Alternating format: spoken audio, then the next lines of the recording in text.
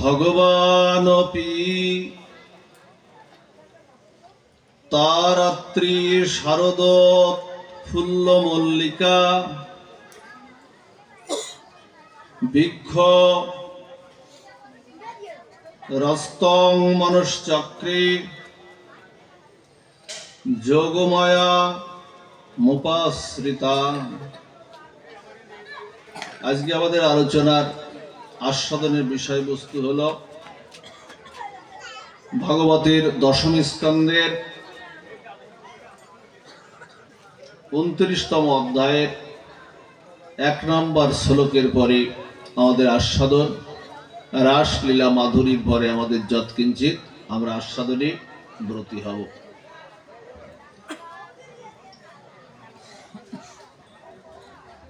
শুধু ভক্তমণ্ডলী, স্বয়ং ভগবান শ্রীকৃষ্ণ যখন শারদ মল্লিকা কুসুম বিকাশে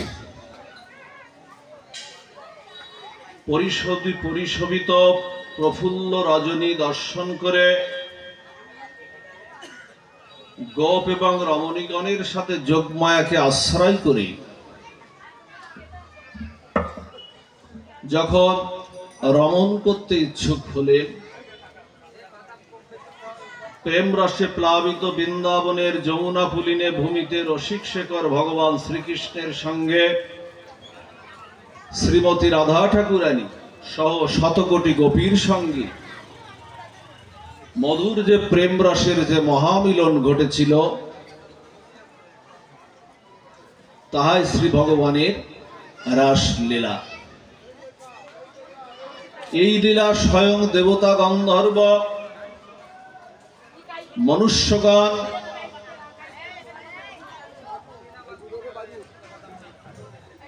এই লীলার চিন্তা অনুকরণ করতে পারে না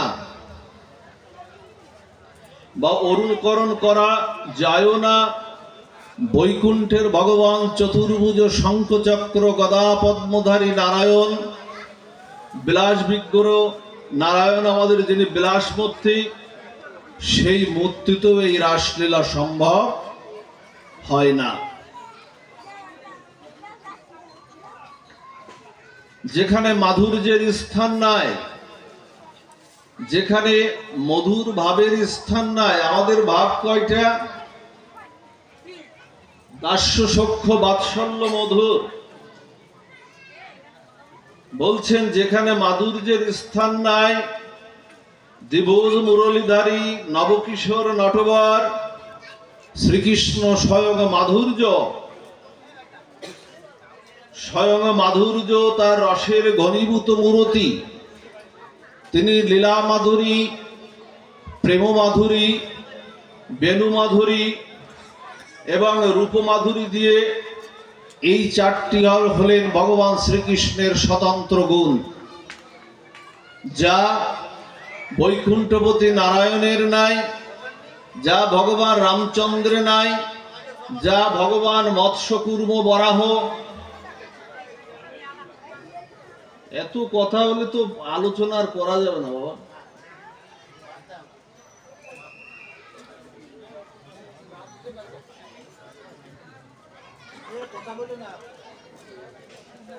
এটা তো বাবা যাত্রা গান না, এটা তো হইহুল্লোড়ের জায়গা না। এটা এইদিকে একটু কৃপা করে একটু এইদিকে একটু দৃষ্টি দেন।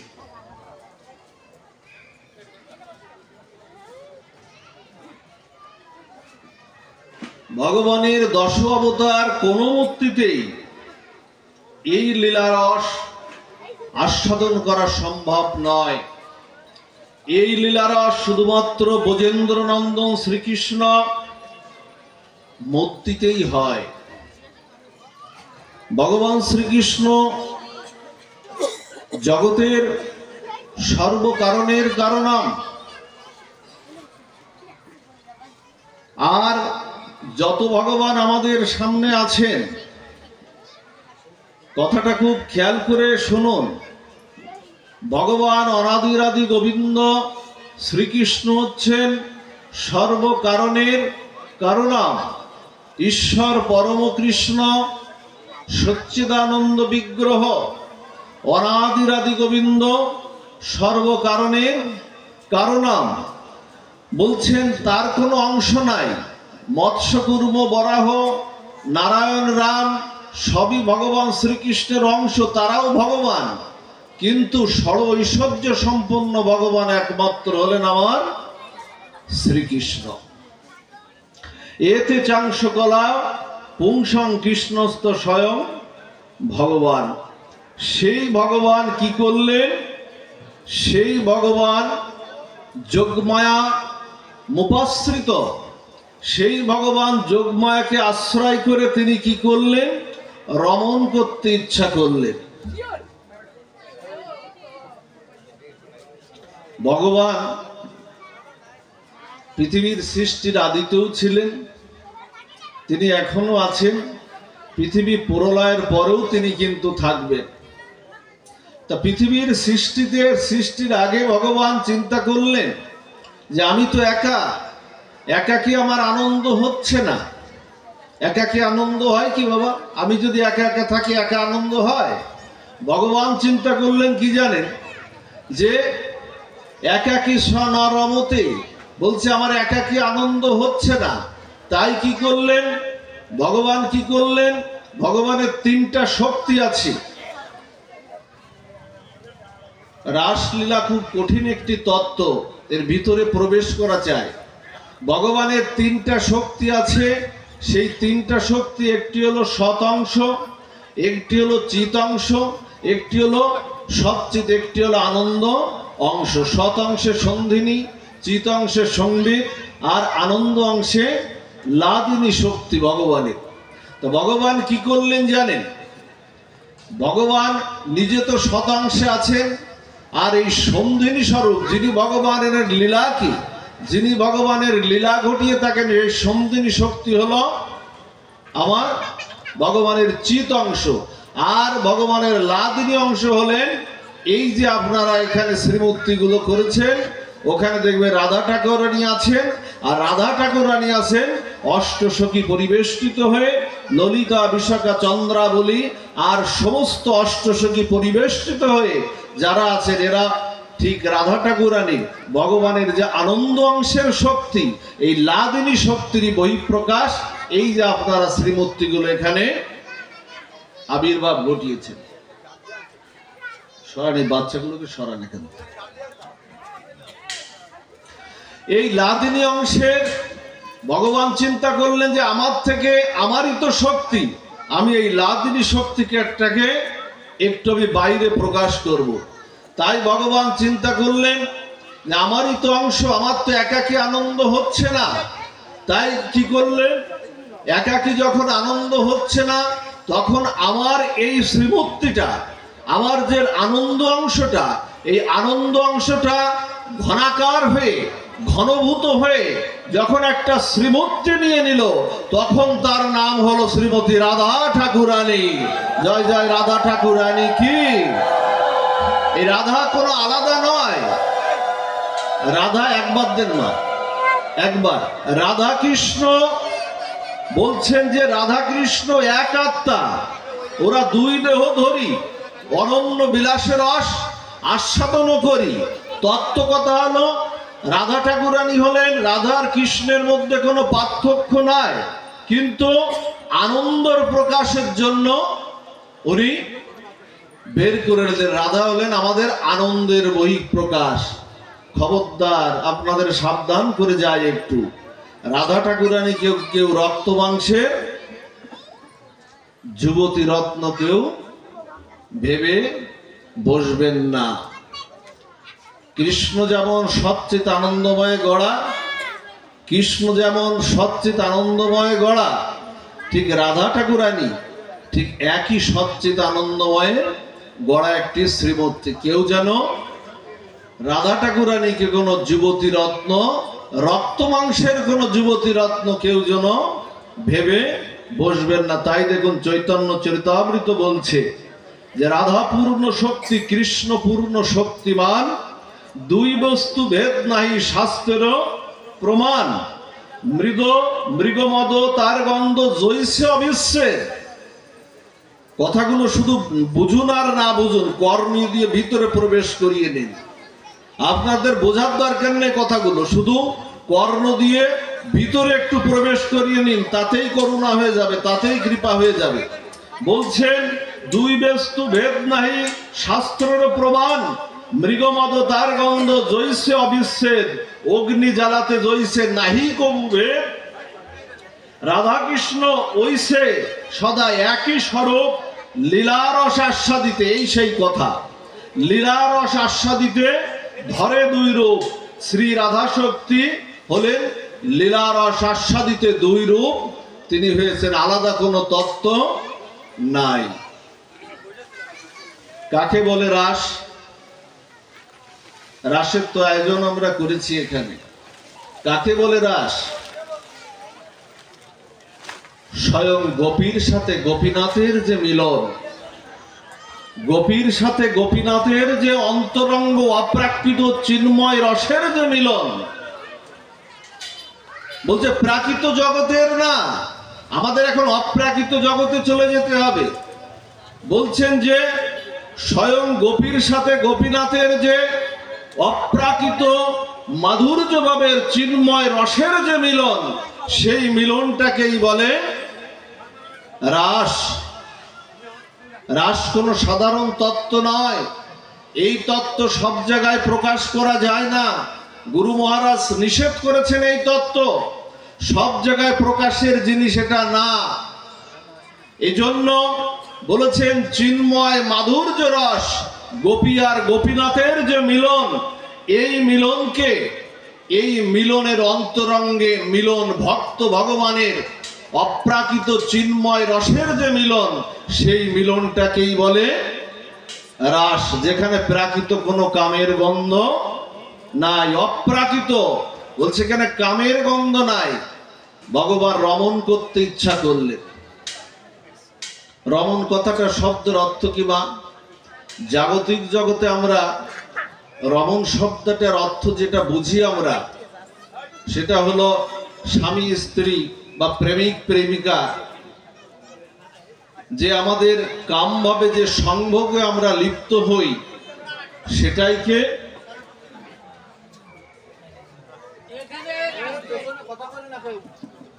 আলোচনা করা যাবে না।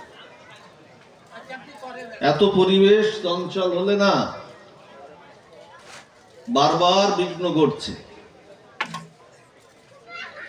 বলছেন যে প্রাকৃতভাবে যে সম্ভব হয়, সেটাকে আমরা রমণ বুঝি। জীবাত্মার সঙ্গে পরমাত্মার যে মিলন, ভক্তের সঙ্গে ভগবানের যে মিলন, সেটাকেই তো আমরা রমণ বুঝি। রমণ শব্দের অর্থ তো আনন্দই বোঝায়।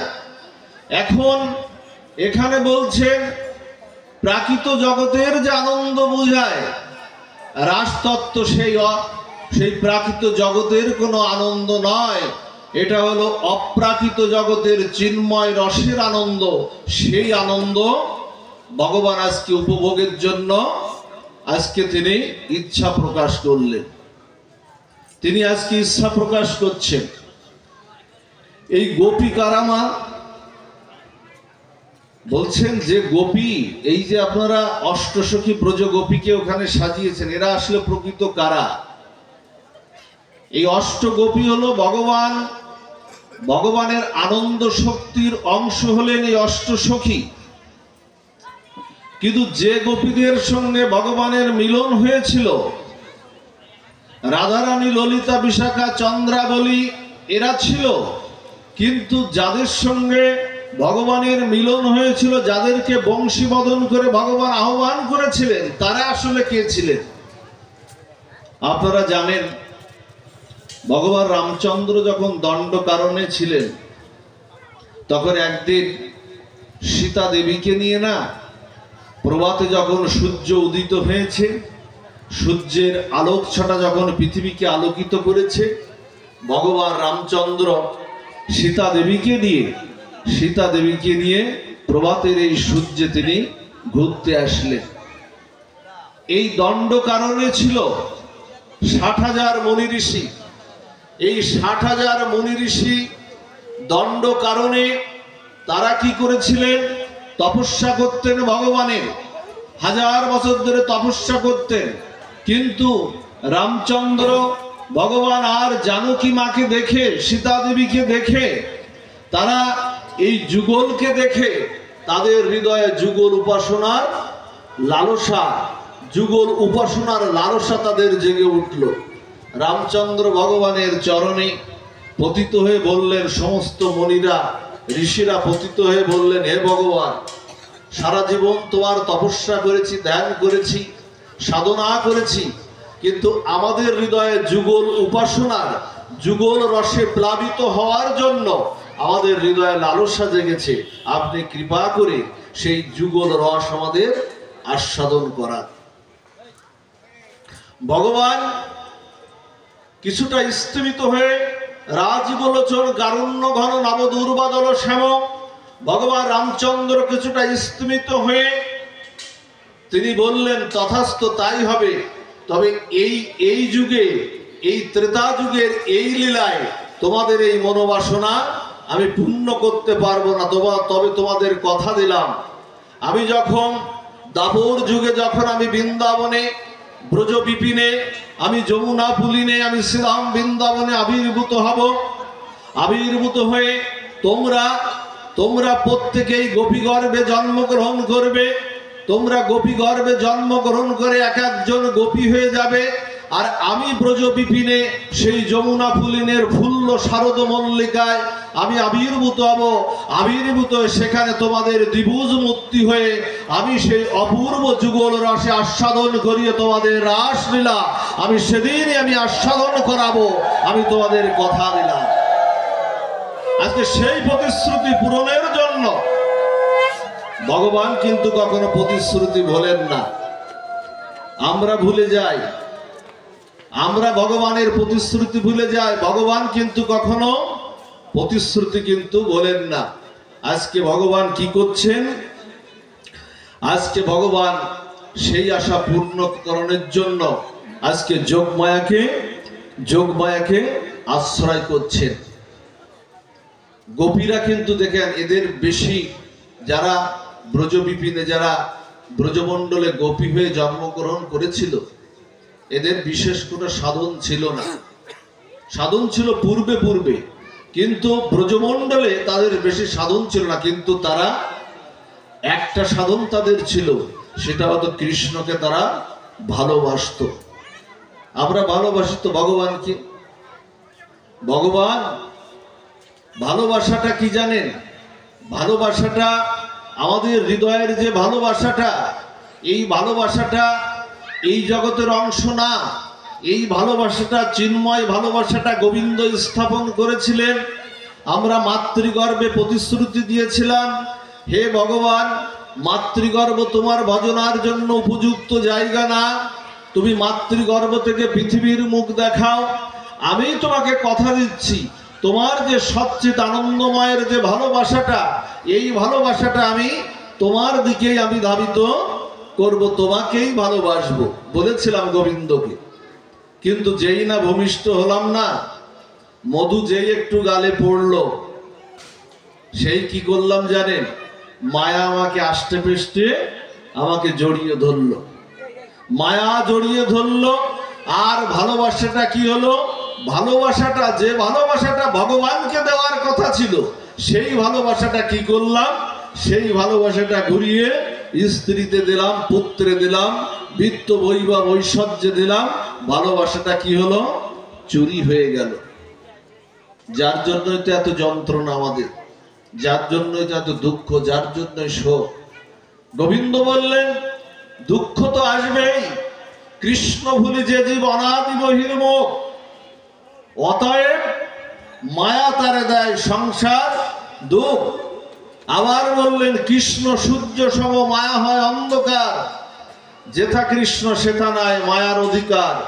সূর্য উঠলেই যেমন আধার দূরীভূত হয়ে যায়, কৃষ্ণ চরণে শরণাগতি নিলেই মায়া কি হয়? মায়া দূরীভূত হয়ে যায়। তারা কোনো সাধন ছিল না, কিন্তু তাদের কৃষ্ণকে তারা ভালোবাসত, প্রাণের প্রাণ অধিক তারা ভালোবাসত। এই যে গোপাল, দেখবেন আপনাদের ঘরে ঘরে গোপাল বিগ্রহ আছে না, নিতাই গৌরীর বিগ্রহ আছে না, দেখবেন দুবাহু তুলে ডাকছে, গোপাল দেখবেন আপনি হাত বাড়ানোর আগে আপনার দিকেই হাত বাড়িয়েছে। বাড়িয়েছে না মা? হাত বাড়িয়েছে না? গোপাল কি আপনার ননিসানা সন্দেশ আর লাড্ডু খাওয়ার জন্য হাত বাড়িয়েছে গোপাল? না। গোপাল, আমরা কখনো গোপালের সামনে এটা বলেছি কি, গোপাল আমি তো সব তোমার কাছে চাই, তোমার কি চাই? তুমি কি চাও? হাত বাড়িয়ে তুমি কি চাও? এ কথাটা তুমি তো আমাকে দিয়েছো ভরিয়ে, সারা জীবন আমার জীবনটাকেই ভরিয়ে দিয়েছো। চন্দ্রের চন্দ্রিমা দিয়েছো, সূর্যের কিরণ দিয়েছো, হ্যাঁ, বিশাল জলরাশি দিয়েছো, পুষ্পতে ভরিয়ে দিয়েছো, শস্য শ্যামলায় আমার জীবনটাকে, সংসারে স্ত্রী পুত্র পরিজন দিয়ে আমার জীবনটাকে ভরিয়ে দিয়েছো। তোমার কি চাই একটু? বলি কি এ কথাটা? কেউ কিন্তু আমরা বলি না। ভগবান কি বলছেন জানেন? ভগবানকে যদি আপনি প্রশ্ন করেন, ভগবান বলবেন কি জানেন? তোর যে জন্ম জন্মান্তরের যে দুঃখ আছে, তোর যে যন্ত্রণা আছে, তোর যে ব্যাধি আছে, তোর যে শোক আছে, তাপ আছে, তুই ওটা আমার চরণে দিয়ে দে। আর আমার চরণ থেকে অহেতুকি কৃষ্ণ প্রেম ভক্তিটা যা তোর উদ্ধার হওয়ার জন্য, পারের কড়ি হয়ে যাওয়ার জন্য লাগবে, সেই প্রেম ভক্তিটা নিয়ে পার হয়ে তুই আমার চরণে তুই ঠাই নে। কিন্তু মায়া তো আমাদের ছাড়ে না। মায়া ছাড়বে কি করে মা? দেখুন, গীতায় ভগবান বলছে, শ্রীমদ্ ভগবদ গীতায়, মা একবার গীতায় ভগবান বলছেন মায়াটা যাবে কি করে? শুধু একটি শরণাগতির মাধ্যমে। গীতায় বলছে, দৈবী হস্য গুণময়ী মম মায়া দূরত্বায়া মামেব যে প্রপদ্যন্তে মায়া মেতাং তরন্তিতে। বলছেন যে মায়াটা আমার, যা তোমাদের সংসারে বেঁধে রেখেছে, এই মায়াটা আমার চরণের বহিরঙ্গ শক্তি হলে এই মায়া, এই ত্রিগুণাত্মিক দুস্তর মায়াকে অতিক্রম করা যায় না। কিন্তু এই মায়া অতিক্রম হবে একমাত্র আমার চরণে শরণাগতি নিলে মায়া দূরীভূত হয়ে যাবে। মামে বোঝে প্রপাদ্যন্তে মায়া মেতা তরন্তিতে। একেবারে মায়া শরণাগতি নিলেই দূরীভূত হয়ে যাবে। শুধু একটু ঘুরিয়ে দিতে হবে মোড়টা। শুধু সংসারে সব থাকবে, কিন্তু মোড়টা একটু কি হবে, একটু ঘুরিয়ে দিতে হবে। ভালোবাসাটা ওই দিকে না দিয়ে এই দিকে ঘুরিয়ে ভগবানের দিকে ঘুরিয়ে দিতে হবে। আজকে কি হয়েছে,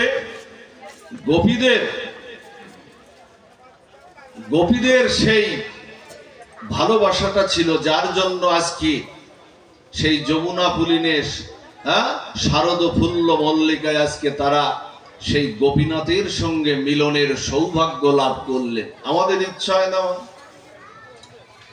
কবে সদ্গুরুদেব আশ্রয় করি, কবে সদ্গুরুদেব আশ্রয় করে কাম গায়ত্রী কাম বীজ ধারণ করে মঞ্জুরি ভাব সাধনা করে কবে বৃন্দাবনের গোপী গর্ভে জন্মগ্রহণ করব? এই লালসাটা তো জাগিয়ে রাখতে হবে মা। গোপী গর্ভে জন্মগ্রহণ না করলে কৃষ্ণ আস্বাদন পাওয়া, কৃষ্ণ রস আস্বাদন পাওয়া যাবে না, কখনোই যাবে না। সেই লালসাটা, অন্তত আশাটা তো হৃদয়ে আশাটা তো জাগিয়ে রাখুন। দেখুন আজকে ভগবান আজকে কি করেছেন? যোগমায়া মোপাশ্রিতা, ভগবানের যত লীলা আছে এই চিৎ শক্তি যোগমায়ার মাধ্যমে ভগবানের যত লীলা, ভগবান কি বলছেন জানেন? ভগবান বলছেন, আমিও না জানি না জানে গোপীগণ, নিত্য দুয়ার হরে নিত্য হরে মন। বলছে আমি যে লীলা করব, এই যে আমার সঙ্গে গোপীদের যে মিলন হবে, বলছে আমিও না জানি না জানে গোপীগণ। শুনছেন তো মা? অপ্রাকৃত রসের কথা, কৃপা করে একটু এইদিকে মনটা দিন। বলছেন ভগবান বলছে আমিও না জানি। ভগবান আজকে যমুনা পুলিনে লীলা করবেন, তিনি বলছেন আমিও না জানি না জানে গোপীগণ। গোপীগণও জানে না, আমিও জানি না যে কখন আমাদের মিলনটা কখন হবে। যোগমায়া কি করলেন জানেন? যোগমায়া মুপাশ্রিতা, যোগমায়া আজকে কি করলেন?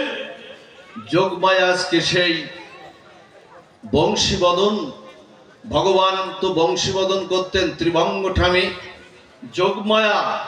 সেই শারদ পূর্ণিমার রাতে যোগমায়া কি করলেন, ভগবানকে সেখানে দাঁড়িয়ে দিলেন। দাঁড়িয়ে দিয়ে না, ফুল্ল মল্লিকায় দাঁড়িয়ে দিলেন, যমুনা ফুলিনে হাতে যোগমায়া বাঁশি দিলেন, আর বংশীবদন করলেন ভগবান। ওমা, ভগবান দুই স্বরূপে আমাদের ডাক দেবেন, কৃপা করে একটু শ্রবণ করুন। দুই স্বরূপে আমাদের ডাক দেন ভগবান মহাকাল হয়ে। যারা কৃষ্ণ বহির্মুখ যারা জীব, তাদেরকে ভগবান মহাকালের বাঁশি শোনাবেন, মহাকালের বাঁশি শোনাবেন। আর যারা কৃষ্ণমুখী জীব, কৃষ্ণের চরণে যাদের শরণাগতি আছে, ভগবান এই বংশীধ্বনি দিয়ে তিনি গোপীদের যেমন ডেকেছিলেন, আমাদেরও তেমনি বংশীধ্বনি দিয়ে তিনি আমাদের ডাকবেন। ভক্ত ভগবানের ভক্ত অভক্ত যারা আছে, যারা কৃষ্ণ বহির্মুখ, মৃত্যু কিন্তু তাদেরও হবে, আমাদেরও হবে, সবার মৃত্যু হবে। কিন্তু মৃত্যুর মধ্যে কিন্তু একটু পার্থক্য আছে, এটা বুঝতে হবে। মৃত্যুটা কেমন জানেন? কারোর জন্য মহাকাল অপেক্ষা করবে, কারোর জন্য ভগবানের বংশীধ্বনি অপেক্ষা করবে। আপনাদের যে ঘরে ইঁদুর আছে না, ঘরে ঘরে ইঁদুর থাকে না? প্রত্যেক ঘরেই তো থাকে দুটো একটা ইঁদুর। এই ইঁদুর দেখবেন, এই যে শীত পড়েছে না, ইঁদুর দেখবেন, যদি বিড়ালও আছে, ইঁদুর আছে আবার বিড়ালও আছে। এই বিড়াল দেখবেন ইঁদুরকে দেখলে কি করে, ওর ঘাড় মটকিয়ে ওকে হত্যা করে ফেলে না? বিড়াল যদি ইঁদুরকে পায় তাহলে কি ওকে ঘাড় মটকিয়ে হত্যা করে ফেলে না ওই দাঁত দিয়ে? আচ্ছা, আবার ওই একই দাঁত দিয়ে এই শীতের রাতে যদি একটা বিড়ালির যদি 4-5টা বাচ্চা হয় বা 2-3টে বাচ্চা হয়, ওই একই রাতে একই দাঁত দিয়ে কি করে, ওই ওর ছানাগুলোকে, বাচ্চা ছানাগুলোকে কি করে, শীতের রাতে একবার এদিকে একবার ওদিকে, কোথায় একটু গরম জায়গা আছে, কোথায় আমার বাচ্চাগুলোকে রাখা যায়, সেই চেষ্টাটা কিন্তু ওরা করে। দাঁত কিন্তু একই দাঁত দিয়ে হত্যা করে দিচ্ছে, আবার একই দাঁত দিয়ে স্নেহের, মাতৃস্নেহের পরশ বুলিয়ে দিচ্ছে। দাঁতটা কিন্তু একই। তা ভগবানের স্বরূপ দুটো, এক দাঁত দিয়ে হত্যা করে মহাকালকে আহ্বান করছেন, আর এক দাঁত দিয়ে বংশীধ্বনি করছেন। ভগবান বলছেন, আমার যারা ভক্ত, কৃষ্ণমূর্তি ভক্ত, আমি কি করব, যারা কৃষ্ণমুখী বা যারা কৃষ্ণমুখী ভক্ত, তাদেরকে আমি আমার বংশীধ্বনি দিয়ে, তাদের যেদিন অন্তকাল আসবে, তাদের অন্তকাল আসলে আমি তুলসী মহারানীকে পাঠিয়ে দেব। তুলসী মহারানী কি করবে জানো? ওই ভক্তকে আঁচল পেতে, মায়ের কোলে যেমন সন্তান থাকে, বুঝতে পারে না যে বিছানায় আছে কি মায়ের কোলে আছে, বুঝতে পারে না, তেমনি আমি কি করব জানো? ভক্তকে আমি বংশীধ্বনি করে তুলসী মহারানীকে দিয়ে আঁচল পেতে, তুলসী মহারানী আঁচল পেতে আমার কাছে নিয়ে আসবে, আর রাধা ঠাকুরানীর কাছে নিয়ে আসবে, আর রাধা ঠাকুরানী পৌঁছে দেবে গোবিন্দের কাছে। এই হলো মা। ভক্ত আর অভক্তের মধ্যে কালের বাঁশি কিন্তু সবাই শুনতে পারবে, কেউ মহাকাল রূপে, কেউ ভগবানের বংশীধ্বনি। আজ গোপীদের আজকে ডাকছেন, গোপীদের বংশীধ্বনি করছেন, গোপীদের আজকে বংশীধ্বনি করে ভগবান আজকে তাদের সঙ্গে মিলন করার জন্য যা পূর্ব প্রতিশ্রুতি অনুযায়ী কথা দিয়েছিলেন, মিলন করার জন্য আজকে ডাকছেন। এই যে দৃশ্য দেখে না, দেখুন কামদেব, আমাদের যিনি কামদেব, যে কামদেবের পঞ্চস্বরে মানে স্বয়ং মহাদেব, দেবতাকুল জগতের জীব যে কাম বানে মোহিত, সেই কামদেব, যার আরেকটি নাম হলো মদন মোহন, মদন, সেই কামদেব কি করলেন? এই দৃশ্য, যমুনা ফুলিনী এই দৃশ্য দেখে ভগবানের যে রূপমাধুরী, ভগবানের যে রূপ, 14 ভুবন বিশিষ্ট এই ব্রহ্মাণ্ডকে তার এক রূপে এক কণাতে ভরিয়ে দিয়েছে ভগবান, তার এত রূপ। চৈতন্য চরিতামৃত বললেন কৃষ্ণের মধুর রূপ শুনো সনাতন, যে রূপের এক কোণ ডুবায় ত্রিভুবন, সর্বপ্রাণী করে আকর্ষণ। সেই রূপ দেখে আমাদের যিনি কামদেব, তিনি কি চিন্তা করছেন জানেন?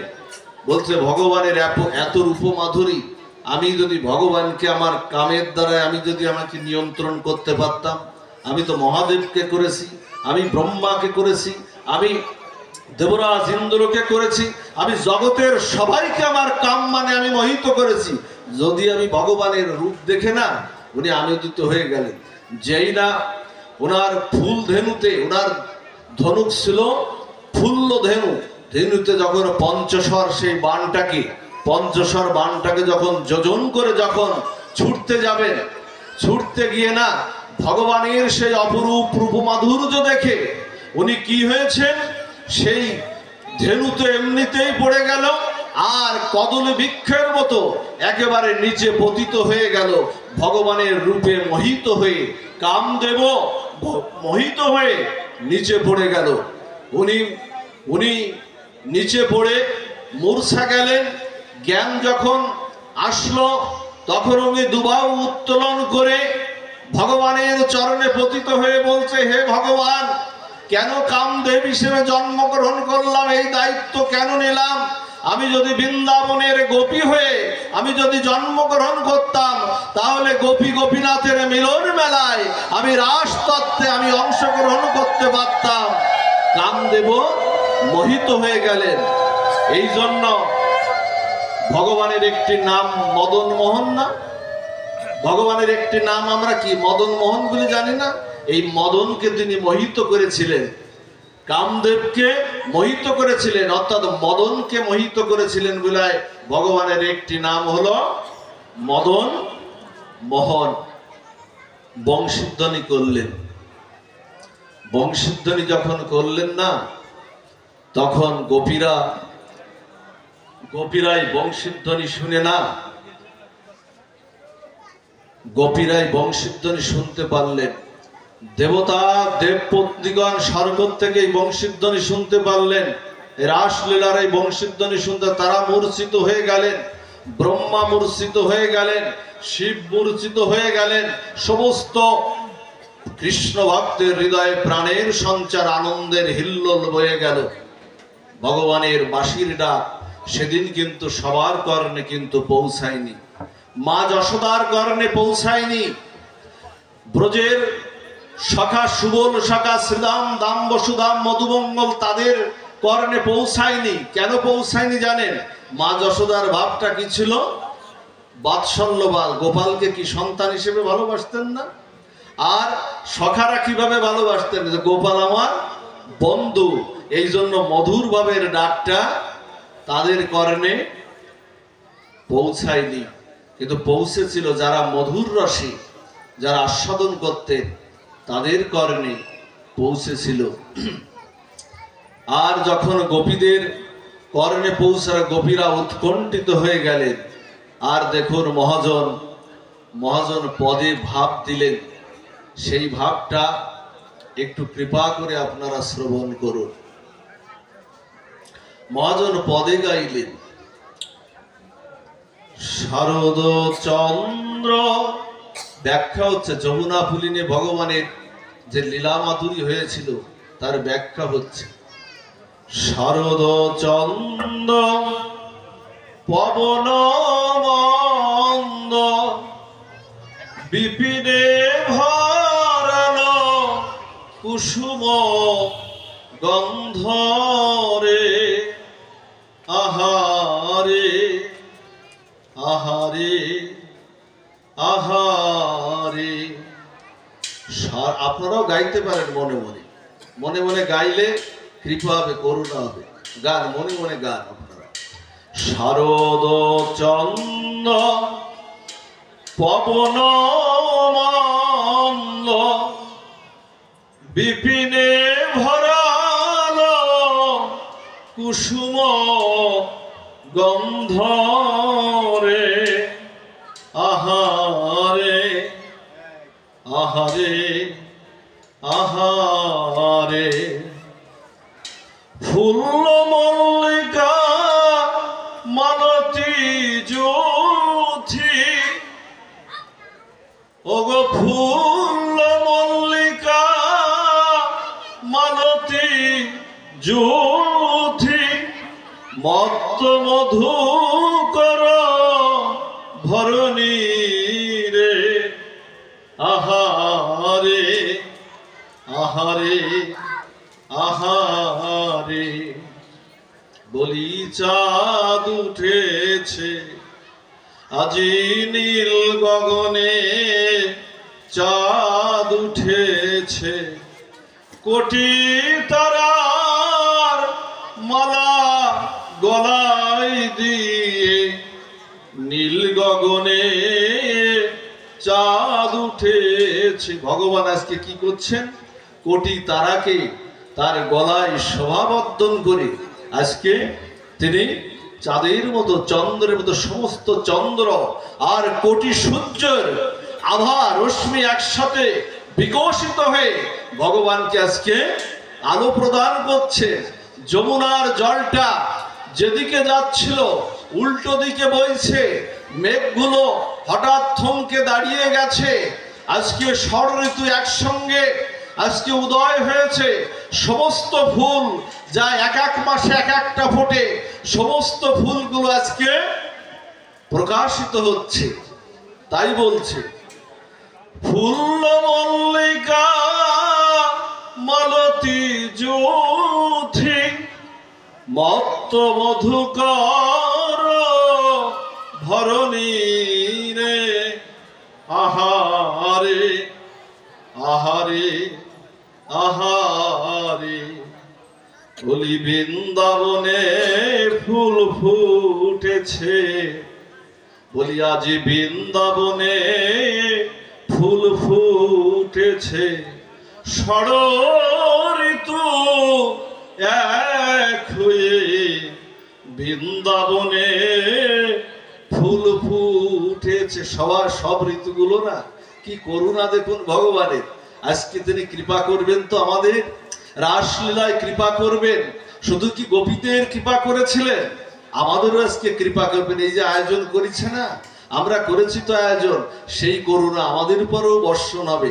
তাই বলছেন ষড় ঋতু এক হয়ে বৃন্দাবনে ফুল ফুটেছে। ত্রিভুবন মাতাবে বলে বৃন্দাবনে ফুল ফুটেছে। এইভাবে ভগবান আবির্ভূত হচ্ছেন। আবির্ভূত হয়ে কি করছেন? হেরত রাত্রি ওই শ্যামভাতি, শ্যাম মোহন মদন মাতিরে। হেরত রাতি ওই শ্যামভাতি। একটু কল্পনা করুন না, আজকে আমরা সবাই ভগবানের সামনে আছি, রাসলীলায় সবাই আছি আমরা সামনে। ভুলে যান আমরা সংসার, স্ত্রী, পুত্র, পরিজন, বিষয়, বৃত্ত, বৈভব কোথায় আছে, এই মুহূর্তে আপনারা কৃপা করে সব ভুলে যান। বলছে হেরত রাতি ওই শ্যামভাতি, শ্যাম মোহন মদন মাতিরে। মুরলিকতান পঞ্চমতান, ওগো মুরলিকতান পঞ্চমতান, কুলবতী চিত্ত চরণী রে। আহারে আহারে আহারে ওদের চিত্ত না কুলবতী চিত্ত চরণীর, অর্থাৎ ওদের চিত্ত চুরি হয়ে গেছে। ওদের চিত্ত আজকে ভগবানের বংশী বদনে। কবে আমাদের এরকম চিত্ত চুরি হয়ে যাবে? কবে আমাদের চিত্ত চুরি হয়ে যাবে? সেই দিনের অপেক্ষায় আমরা আছি। কবে ভগবান তার বংশীধ্বনিতে আমার চিত্ত কামনা বাসনায় বিদ্ধ হয়ে যে চিত্র হিংসা বিদ্বেষ পরনিন্দা পর সমালোচনা অনন্ত চাপায় বিদ্ধ হয়ে কামনা বাসনায় বিদ্ধ হয়ে আছে। হে ভগবান, কবে তুমি তোমার বংশীর ধ্বনি দিয়ে আমার হৃদয়কে পরিশুদ্ধ করে আমার চিত্তকে স্মরণ করে তোমার দিকে ধাবিত করবে, আমি সেই দিনের অপেক্ষায় আমি আছি। কৃপা করে সবাই একটু বাসনা জাগিয়ে রাখুন। তাই বলছে, শুনো তো গোপী প্রেমহি রপি, মনহি মনহি আপন সপিরে, তাহি চলত যাহি বলত, কিবা মুরলিক বল ললনী রে। গোপীরা কি করছেন জানেন? ভগবানের এই বংশীধ্বনিতে না গোপীরা কি করছেন? কেউ রান্না করছিল, কেউ রান্না করছিলেন, ওই হাড়ি ওই অবস্থায় ফেলে রেখে না ব্রজগোপীরা ছুটছেন গোবিন্দের দিকে, গোবিন্দের দিকে তারা ছুটছেন। কেউ না পতির পাশে, নিজের পতির পাশে বিশ্রাম করছিলেন, কেউ কোন সন্তানকে মাতৃদুগ্ধ পান করাচ্ছিলেন। ভগবানের এই বংশীধ্বনিতে ছেলে সন্তানকে একেবারে একেবারে ফেলে দিয়ে তারা ছুটছেন ভগবানের সেই শারদ মল্লিকায়, সেই যমুনা পুলিনে, সেখানে ছুটছেন।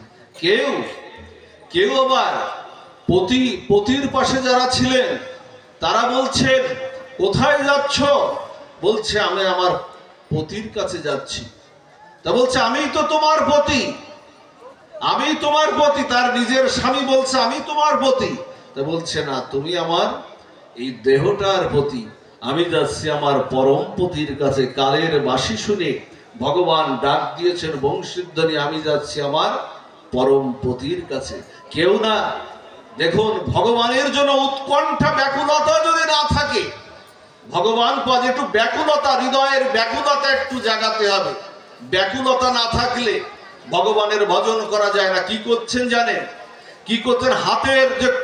হাতের যে কঙ্কণ না, গোপীরা দ্রুত বেগে বের হতে গিয়ে হাতের কঙ্কণটা কানে পড়ছে, আর কানের কুণ্ডলটা হাতে পড়ছেন।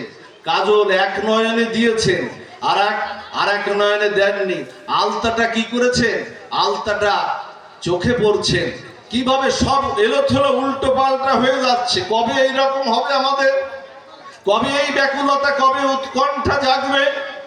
এই ব্যাকুলতা উৎকণ্ঠা না জাগলে কৃষ্ণ কখনো আমরা কিন্তু পাবো না। গোপীরা ছুটছেন অভিসারে, কৃষ্ণ অভিসারে গোপীরা ছুটছেন। কৃষ্ণ অভিসারে যখন ছুটছেন, গোপীরা সবকিছু ফেলে দিয়ে সবাই যাচ্ছেন একসাথে সবাই যাচ্ছেন, কিন্তু কেউ কাউকে দেখতে পায় না। 300 কোটি গোপীর সঙ্গে রাস করেছিলেন ভগবান শ্রীকৃষ্ণ, সবাই যাচ্ছেন কিন্তু কেউ কাউকে দেখতে পাচ্ছেন না। ওমা, জীবনের অন্তকাল যখন আমাদের আসবে, তখন আমাদের চোখের দৃষ্টিতে আমাদের সমস্ত ইন্দ্রিয় যখন নিতর হয়ে যাবে, আমাদের চলার পথেও আমরা কেউ কাউকে আর দেখতে পাবো না। পথটা কিন্তু একা আমাদের। এই জন্য হৃদয়ের একটু ব্যাকুলতা আমাদের জাগাতে আমাদের হবে।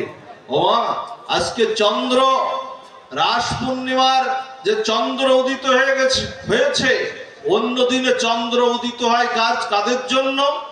আমাদের জন্য, জগৎবাসীর প্রীতির জন্য। এমনি যে পূর্ণিমায়, সাধারণ যে পূর্ণিমায় যে চন্দ্র উদিত হয়, এই চন্দ্র উদিত হয় জগৎবাসীর প্রীতির জন্য। কিন্তু আজকে শারদ রাস পূর্ণিমায় যে পূর্ণিমা উদিত হয়েছে, চন্দ্র উদিত হয়েছে, আজকে জগৎপতির প্রসন্নতার জন্য আজকে উদিত হয়েছে চন্দ্র। আজকের চন্দ্র আর অন্য দিনের চন্দ্র কিন্তু এক নয়। তাই বলছেন, কিশোরী গেহ নিজ হি দেহ, এক নয়নে কাজল পরে রে। তার মানে এক নয়নে কাজল পরে চলে যাচ্ছে, কত বড় ব্যাকুলতা। তারপরে কি করছে? বাহে রঞ্জিত কঙ্কন একো, কিবা একলো কুণ্ডল দলনীরে। বলছে, এক কানে কুণ্ডল দিয়েছেন, আর একটা কুণ্ডল হাতে দিয়েছেন। কি ব্যাকুলতা, কি উৎকণ্ঠা, এইভাবে তারা চলছেন। তাই আবার বলছেন, শিথিল চন্দ নিবিক বন্ধ বেগে ধাবত যুবতী বিন্দরে আহারে আহারে আহারে।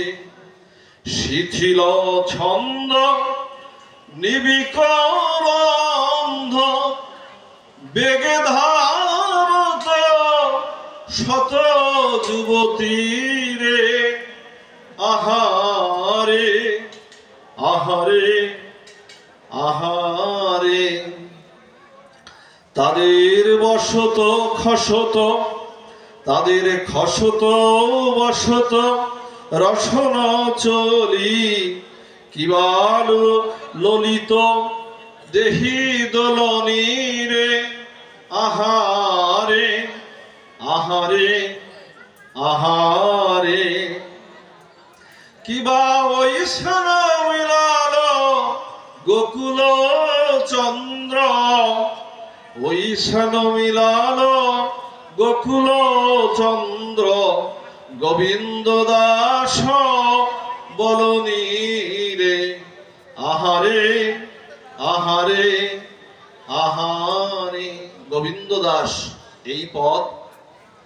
এই পদটা গোবিন্দ দাস গাইলেন, তিনি দিলেন বড় অপূর্ব মাধুর্যময়। সবাই গেলেন, সবাই সেই রাস পূর্ণিমার শারদ ফুল্ল মল্লিকায়, রাস পূর্ণিমায় সেখানে গোপীরা যোগমায়াকে আশ্রয় করে, ভগবান শ্রীকৃষ্ণকে আশ্রয় করে তারা সেই যমুনা পুলিনে উপস্থিত হলেন। উপস্থিত হয়ে ব্যাকুল ভাবে যখন উপস্থিত হলেন, ভগবান শ্রীকৃষ্ণ স্বাগতম জানাচ্ছেন, বলছেন, হে গোপী সুস্বাগতম সুস্বাগতম, তোমরা সর্বধর্ম পরিত্যাগ করে এসেছ। তা বলছে এসেছি আমরা। তা বলছে কি জন্য এসেছো? ভগবান নিজেই বংশীধ্বনি করে ডাকছেন। উনি আজকে আপনি কাউকে নিমন্ত্রণ দিলেন, তাই না? দুপুরবেলা খাবার প্রস্তুত হয়ে গেছে, আপনি বাড়িতে ডাকতেও গেছেন যে খাবার প্রস্তুত হয়ে গেছে, এসে খেয়ে যাও। যখন সবাই কুটুম্ব আত্মীয় স্বজন যখন আসলেন, তখন কি বলছেন জানেন? তখন বলছেন, কি জন্য এসেছো তোমরা গোপীরা? গোপীরা বলছেন, তুমি আমাদেরকে বংশীধ্বনি করে ডাক দিয়েছো, তাই আমরা তোমার ডাকে আজকে যমুনা পুলিনে এসেছি। বলছেন তোমরা ঘরে ফিরে যাও, তোমাদের পতি ধর্ম আছে, দেহ ধর্ম আছে, কুল ধর্ম আছে, বেদ ধর্ম আছে। বলছে তোমরা ঘরে ফিরে যাও। পরীক্ষা করছে, আমাদেরও অনেক পরীক্ষা কিন্তু এরকম দিতে হবে। গীতায় ভগবান বলছেন না মৎস্য যোগে, যে সর্বধর্মান পরিত্যাজ্য মামেকং শরণাং ব্রজ অহং তাং সর্ব পাপেভ্য মোক্ষয়স্যামি মা শুচ। ভগবান গীতায় এই শ্লোকে কি বলছেন? সর্বধর্মান পরিত্যাজ্য। আমরা কি সর্বধর্ম পরিত্যাগ করতে পেরেছি মা? আমরা কিন্তু সর্বধর্ম পরিত্যাগ করতে পারিনি, কিন্তু গোপীরা পেরেছিল। তারা স্বামীকে ফেলে আসলো, ছেলেকে ফেলে আসলো, সবকিছুকে ফেলে এসে তারা কি করলো? সর্বধর্মকে পরিত্যাগ করে তারা গোবিন্দের পানে তারা কিন্তু ছুটেছে। কিন্তু আমরা কিন্তু যতই বলি না কেন আমি অমুক দাস তমুক দাস, আমি কৃষ্ণ ভালোবাসি, ভগবান বলছেন না, ভালোবাসাটা যথার্থভাবে এখনো যায়নি। গোবিন্দ এখানে চৈতন্য চরিতামৃত এখানে বলছেন, কৃষ্ণদাস কবিরাজ গোস্বামী, যে অল্প করে না মানিহ কৃষ্ণদাস নাম, অল্প ভাগ্যে দাস নাহি করেন ভগবান। আগে তুমি সংসার থেকে হও সর্ববন্ধনাশ, তবেই তুমি হইতে পারো শ্রীকৃষ্ণের দাস। এত সহজ হওয়া না। আজকে গোপীরা আজকে যা ত্যাগ করেছিলেন, ওই ত্যাগ আমরা করতে পারিনি, এই জন্য আমাদের শরণাগতিটা আজকে হয়নি। গোপীর সঙ্গে গোপীনাথের মিলন, অপূর্ব রাস, জানেন এই রাস না, কলিযুগে এই হরিনাম যজ্ঞটাই হলো রাস। কলিযুগে কিন্তু আলাদা কোনো রাস না। রাসকে অনুকরণ করতে যাবেন না। এই যে আছে না বিভিন্ন নাম যজ্ঞের আসরে একেবারে গোপী টপি সেজে না, একেবারে রাসলীলার কাদা নৃত্য করে, এগুলো অনুকরণ করা ঠিক না। সবকিছু অনুকরণ করা যায় না। রামলীলা অনুকরণ করা যায়, রামচন্দ্র ভগবানের লীলা অনুকরণ করা যায়, কিন্তু কৃষ্ণ লীলা করতে হয় অনুসরণ করতে হয়, বারবার স্মরণ করতে হয় কৃষ্ণ লীলা। অনেকে বলে না কৃষ্ণ করেছে লীলা, তাহলে আমরা করলে কি দোষ? অনেকে বলেন আচ্ছা বাবা কৃষ্ণ তো রাসলীলা করেছিলেন, তা কৃষ্ণ তো গিরিগোবর্ধন পর্বতটাও উঁচু করেছিলেন, 21 কিলোমিটারে গিরিগোবর্ধন পর্বত উঁচু করলেন না? তা বাবা তুমি ওইটা একটু অনুকরণ করো। 21 কিলোমিটার অনুকরণই যখন করবে, 21 কিলোমিটার গিরিগোবর্ধন পর্বতকে অনুকরণ করেছিলেন, তা শুধু রাসলীলা অনুকরণ করবে কেন?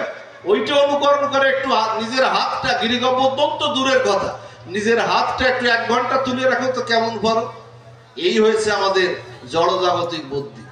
শিব ঠাকুর বিষ খেয়েছিলেন না? সমুদ্র মন্থনে শিব ঠাকুর বিষ খেয়েছিলেন তো। শিব ঠাকুর বিষ খেয়ে কি হলেন? উনি নীলকণ্ঠ হলেন না? পৃথিবীকে সেই বিষের জ্বালা থেকে পৃথিবীকে রক্ষা করলেন না? আচ্ছা আপনি বিষ খেতে জানতো, বাজার থেকে 1 বোতল বিষ কিনে আপনি খেতে যান, শিব ঠাকুর অনুকরণ করেন যে উনি বিষ খেয়েছিল তাহলে আমু খায়, আপনি জায়গায় একেবারে শেষ। এই জন্য সবকিছু অনুকরণ করা যায় না। এই জন্য রামলীলা অনুকরণ করতে হবে, কারণ রাম রাজ্য প্রতিষ্ঠা করেছিলেন। সংসারে যদি রামচন্দ্রের আদর্শ যদি কেউ অনুকরণ করে, তা দেখবেন কি হবে জানেন? সংসারে রামচন্দ্রের আদর্শে শান্তি প্রতিষ্ঠা হবে, রাম রাজ্য প্রতিষ্ঠা হবে। এই জন্য রামচন্দ্রের লীলা অনুকরণ আর কৃষ্ণ লীলা অনুসরণ। কৃষ্ণ লীলা অত সহজ নয়। রামচন্দ্র ভগবান দেখবেন সোজা, আর কৃষ্ণ ভগবান দেখবেন ত্রিভঙ্গটামে 3টি বাঘ দিয়ে দাঁড়িয়ে আছে, অত সহজ না। এই জন্য এই লীলাগুলো স্মরণ করতে হবে। এই রাসলীলায় আমার দেবাদিদেব মহাদেব, দেবী পার্বতী ছিলেন এই রাসলীলার যিনি পাহারাদার, গেটম্যান যাকে বলে। দেবী পার্বতীকে ফাঁকি দিয়ে এই অপ্রাকৃত চিন্ময় মাধুর্য রসের এই রাসলীলায় উনি কি করলেন? শিব ঠাকুর ওনার নিজের দেহটা পরিবর্তন করে উনি গোপী দেহ ধারণ করে শিব ঠাকুর প্রবেশ করলেন এই রাসলীলায়। রাসলীলা যখন প্রবেশ যখন করেছেন, বংশীবটে হয়েছিল এই লীলাটা ভগবানের। সেই জায়গায় এখনো আমাদের দেবাদিদেব মহাদেব গোপেশ্বর মহাদেব নামে তিনি সেখানে পূজিত। তিনি ঢুকেছিলেন, ভগবান কৃষ্ণচন্দ্র হঠাৎ করে তার সেই নৃত্য, সেই অপ্রাকৃত চিন্ময় মাধুর্য রসের আনন্দ হঠাৎ করে তিনি বন্ধ করে দিলেন। ভাবছেন যে কি হলো, কি এমন হলো? ভগবান নৃত্য বন্ধ করলেন, কীর্তন বন্ধ করলেন। ভগবান বলছেন এর মধ্যে কোনো পুরুষ দেহ প্রবেশ করেছে, যার জন্য এই অপ্রাকৃত আনন্দ হচ্ছে না। দেখো কে? সবাই খুঁজতে দেখে শিব ঠাকুরও যে লীলায় তিনি যোগ্যতা পাননি, যোগ্য হননি, যে লীলায় প্রবেশের অধিকার পাননি, সেই লীলা আপনি অনুকরণ করবেন? সেই লীলা সেজে বুঝে আপনি অনুকরণ করবেন? সেটা কখনো হবে না। শিব ঠাকুরকে সেখান থেকে বের করে দিয়েছিলেন। শিব ঠাকুর বের হয়ে প্রতিজ্ঞা করেছিলেন যে লীলা আমি দর্শনের, আমি দেবাদিদেব মহাদেব পঞ্চমুখে রাম নাম করি, আমি কৃষ্ণ নাম করি, যে লীলা আমি দেখার সৌভাগ্য পেলাম না, সেই লীলা আমি কলিযুগে আমি অদ্বৈত হয়ে আমি সেই লীলা শ্রীমান মহাপ্রভু হে কৃষ্ণ তোমাকে তোমাকে সেই যুগল ভাবে আমি নামিয়ে এনে আমি কলিযুগের প্রত্যেক ঘরে ঘরে আমি এই হরিনাম রূপী রাস আমি প্রত্যেক জীবের ঘরে ঘরে আমি পৌঁছে দেব। এই জন্য শিব ঠাকুরের প্রতিজ্ঞার কারণে চৈতন্য মহাপ্রভু গোলক বৃন্দাবন থেকে তিনি নেমে এসেছিলেন। নেমে এসে কলিযুগের ঘরে ঘরে এই হরিনাম যজ্ঞ কলিযুগের ঘরে ঘরে তিনি দিয়েছিলেন। কলিযুগে আলাদা কোনো রাস নাই, কলিযুগে এই নাম যজ্ঞটাই হলো কলিযুগের রাস, যা শ্রীমান মহাপ্রভু যা শুরু করেছিলেন। রাসলীলার প্রাণ কেন্দ্র হলেন আমার শ্রীমতী রাধা ঠাকুরানী, আর রাসলীলার আর এদিকে গৌর লীলার প্রাণ কেন্দ্র হলেন দয়াল নিতাই চাঁদ। যেখানে রাসলীলা সমাপ্ত সেখানে গৌর লীলা সেখানে শুরু। এই হলো দয়াল নিতাই চাঁদ, যে প্রেম বিলানে গোপী আর গোপীনাথের সঙ্গে মিলন, সব ৩০ কোটি গোপীর সঙ্গে নৃত্য করছেন ভগবান। প্রত্যেক দুই গোপীর মাঝে প্রত্যেক দুই গোপীর মাঝে এক এক কৃষ্ণ ভগবান। রাধারানী এসেছেন, রাধারানীও নৃত্য করছেন, আর গোপীরা সব ধাবমান বেগে এসে ভগবানের সঙ্গে নৃত্যে অংশগ্রহণ করছেন।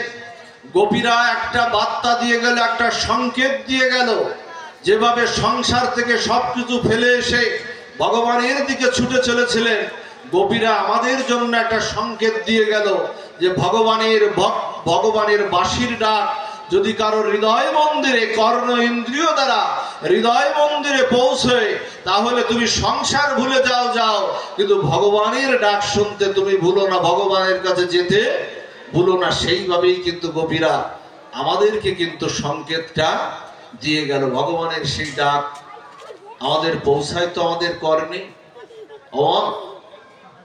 রাধারানীও যাচ্ছেন, রাধারানী ললিতা বিশাখাকে নিয়ে যাচ্ছেন। রাধারানীর চরণটা কেমন জানেন? আমাদের একটা কুসুম আছে, একটা ফুল আছে, সেই ফুলটার নাম হলো শিরীষ কুসুম। সেই ফুলটা যদি কারোর গায়ে যদি ছুঁড়ে মারা হয়, তার স্পর্শে কোনো অনুভব হবে না, এত নরম। রাধারানীর চরণটা হলো ওই রকম ফুলের চেয়েও আরো কোমল, আরো মসৃণ, আরো নরম। রাধারানী ললিতা বলেছিল কি, হ্যাঁ রে রাধারানী, তুই যে যাচ্ছিস সেভাবে ছুটতে ছুটতে কৃষ্ণের বাঁশির ডাকে, তোর চরণে কি ব্যথা লাগছে না? চরণে ব্যথা লাগছে না? রাধারানী কি বলেছিল জানেন? আরে কি কথা! রাধারানী বলেছিল, হ্যারে ললিতা, হ্যারে বিশাখা, কৃষ্ণের বাঁশির ডাক তো একদিন আসবে আমি জানি, তাই আগের থেকে প্রস্তুতি নিয়েছিলাম। ঘরের মধ্যে কাদার মধ্যে বিষাক্ত কাঁটা ফুটিয়ে ওই কাঁটার পরে আমার চরণটা বারবার দিয়ে আঘাত করে আমি প্রস্তুতি নিয়েছিলাম যে কৃষ্ণ ডাকলে সেই কণ্টকময় পথ অতিক্রম করে তার কাছে যেতে হবে। এই জন্য আমি আগের থেকে সেই প্রস্তুতিটা আমি নিয়ে রেখেছিলাম, কারণ কৃষ্ণের কাছে যেতে হলে অনেক কণ্টকময় পথ আপনাকে পাড়ি দিতে হবে। রাধারানী শিক্ষা দিলেন আমাদের যে জগতে প্রস্তুত থাকো, কৃষ্ণের কাছে যেতে হলে প্রস্তুত থাকো, আগে ভাগে প্রস্তুতিটা নিয়ে রাখো।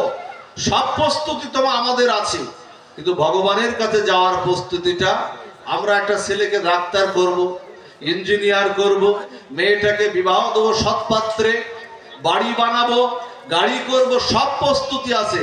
কৃষ্ণের কাছে যাওয়ার প্রস্তুতিটা আছে তো মা আমাদের সবার? সেই প্রস্তুতিটা নিয়ে রাখুন। দুই গোপীর মাঝে একা কৃষ্ণ, সবাই ভাবছে গোপী আমার, সবাই ভাবছে কৃষ্ণ আমার, ওদিকে রাধা ঠাকুর আরও ভাবছে কৃষ্ণ আমার। হঠাৎ করে গোপীদের এই গর্ব হওয়ার কারণে দেখুন, বিচ্ছেদ আর মিলন, রাসের তত্ত্ব বড় কঠিন। এই তত্ত্ব বুঝতে গেলে না হৃদয় মন অনুরাগের রঙে রাঙাতে হবে, অনুরাগের রঙে রঞ্জিত করতে হবে, না হলে এই তত্ত্বটা বোঝা সম্ভব হয় না। দেখুন বলছেন যে বিচ্ছেদ আর বিরহ এই দুটো কিন্তু আলাদা। বিচ্ছেদ মানে কি মা? বিচ্ছেদ মানে নায়ক নায়িকার সাথে বিচ্ছেদ হয়ে গেছে, তারা কাছাকাছি থাকলেও, তারা একসাথে কাছাকাছি থাকলেও তারা মনে হয় যেন হৃদয় রাজ্য থেকে তারা লক্ষ কোটি মাইল তারা দূরে। আর বিরহটা কি? বিরহটা হলো নায়ক নায়িকার সাথে বিচ্ছেদ হয়নি, তারা যত দূরেই থাকুক তারা হৃদয় রাজ্যে কিন্তু তারা এক জায়গায় আছে। এটার নামই বিরহ। বিচ্ছেদ আর বিরহ এক নয়। বিরহ না আসলে প্রেমের শেষ পরিণতিটা আসে না। হঠাৎ করে কি করলেন জানেন? গোপীদের মনে অহংকার আসলো, গর্ব আসলো। কৃষ্ণ ভজনে অহংকার, অভিমান, গর্ব ত্যাগ না করলে কৃষ্ণ ভজন হয় না। যদি কৃষ্ণ ভজন করে আপনার অহংকার আছে, গর্ব আছে, তাহলে বুঝবেন আপনার কৃষ্ণ ভজন, কৃষ্ণমুখী আপনি হতে পারেননি। আপনার ভিতরে হিংসা আছে, তাহলে বুঝবেন কৃষ্ণ ভজন আপনার ক্রিয়া করেনি।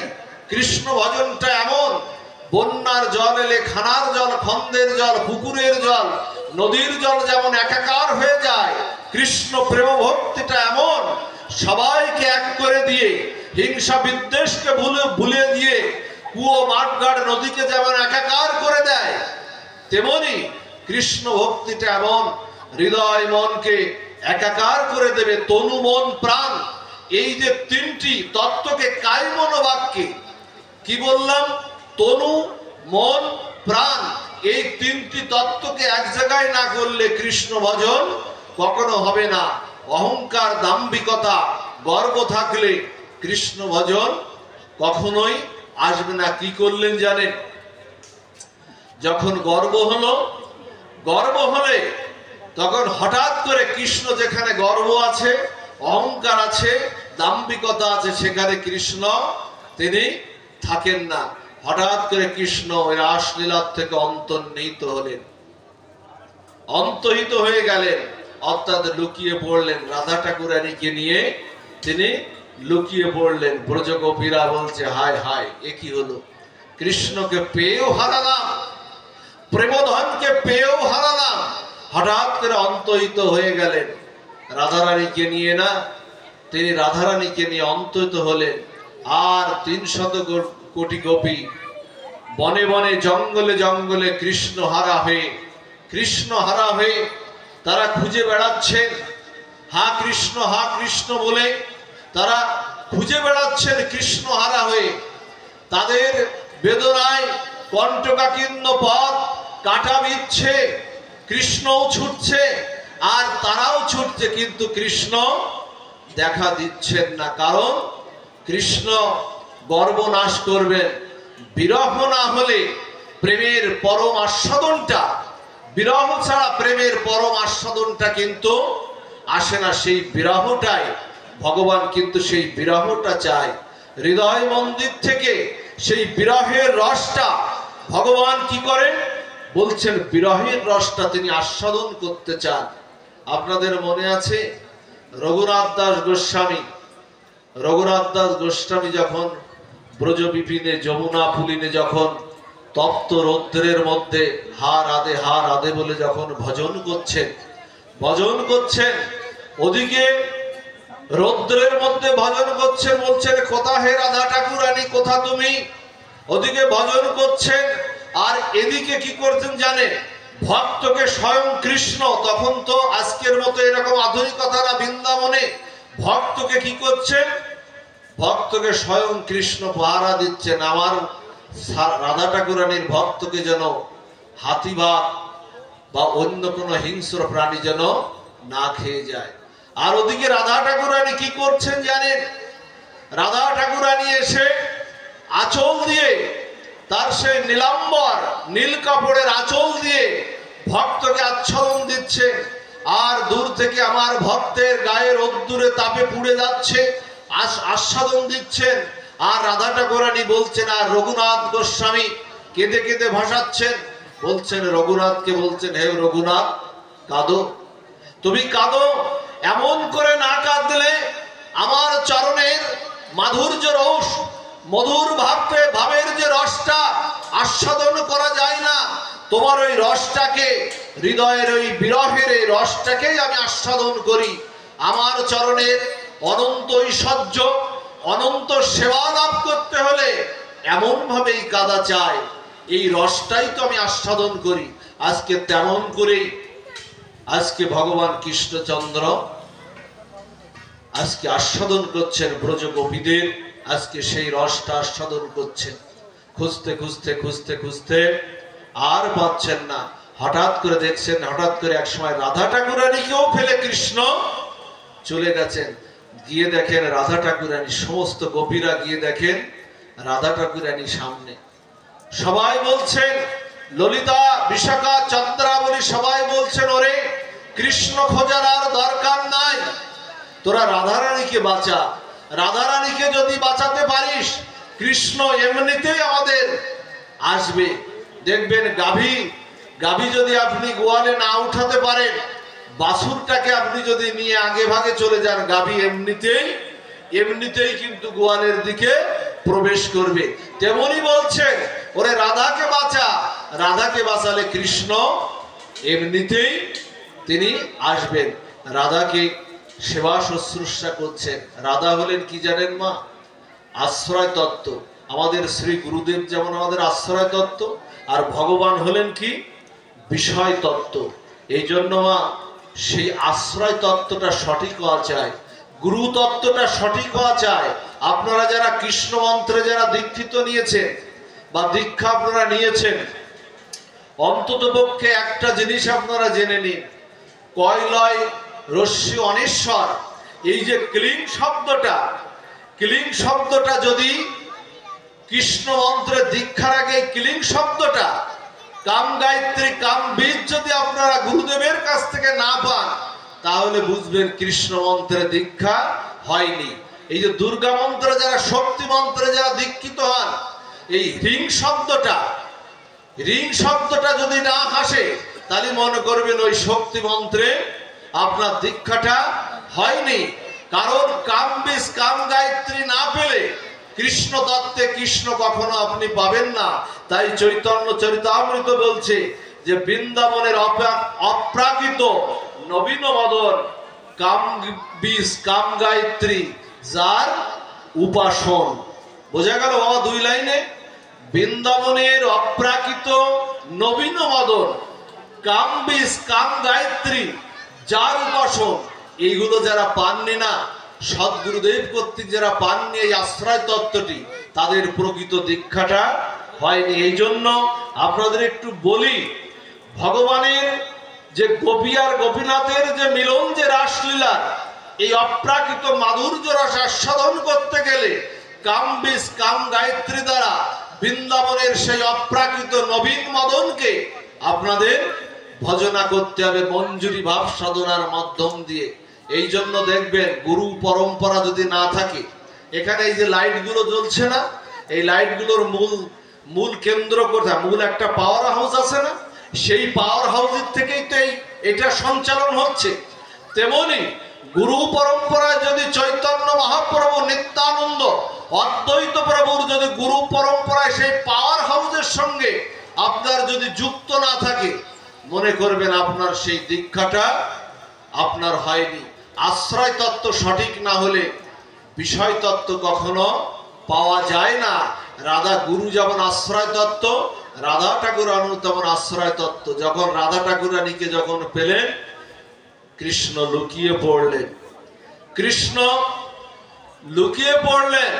লুকিয়ে পড়ার সাথে সাথেই রাধারানীকে আর কৃষ্ণ খুঁজলেন না।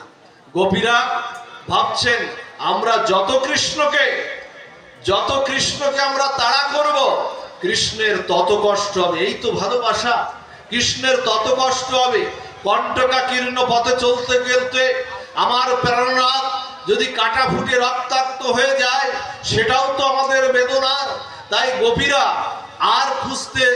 আর খুঁজতে গেলেন না। গোপীরা বলছেন, আমরা আশ্রয় করি, রাধারানীকে আশ্রয় করি, রাধা ঠাকুরানীকে আশ্রয় করে সবাই না কৃষ্ণ নাম কীর্তন, কৃষ্ণ হরিনাম কীর্তন করি। ওই হরিনামের অপ্রাকৃত রসে নাম যেমন নামীকে টেনে আনে, নাম কি করে? আমাদের যে হরিনাম, এই হরিনাম নামীকে টেনে আনবে। হরিদাস ঠাকুরকে নেমে এনেছিল না? হরিদাস ঠাকুর কাকে নামিয়ে আনিয়েছিল? চৈতন্য মহাপ্রভু। হরিদাস ঠাকুর কি করতেন? অন্য কিছু করতেন? ঠাকুর ঘরে গিয়েছেন কখন হরিদাস ঠাকুর? নামাচার্য হরিদাস ঠাকুর উনি শুধু হরিনাম করতেন। এই হরিনামের জন্য চৈতন্য মহাপ্রভু তার অন্তকালে তার নামের শ্রীমূর্তিমন্ত বিগ্রহ চৈতন্য মহাপ্রভু তার সামনে উপস্থিত হলেন। হরিদাস প্রার্থনা করেছিলেন কি?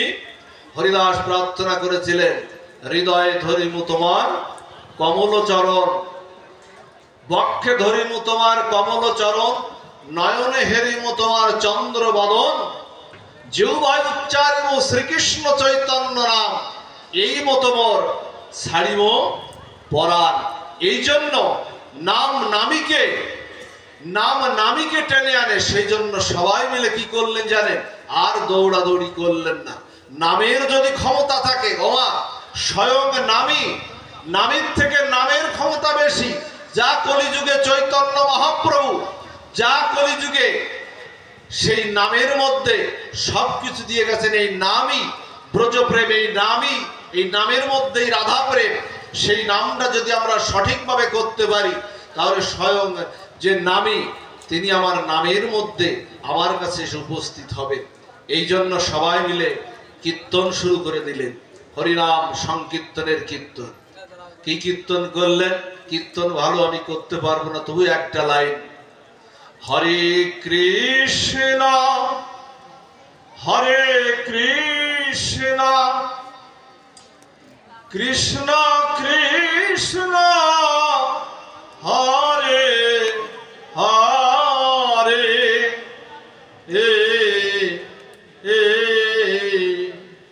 হরে রাম হরে রাম, রাম রাম হরে হরে,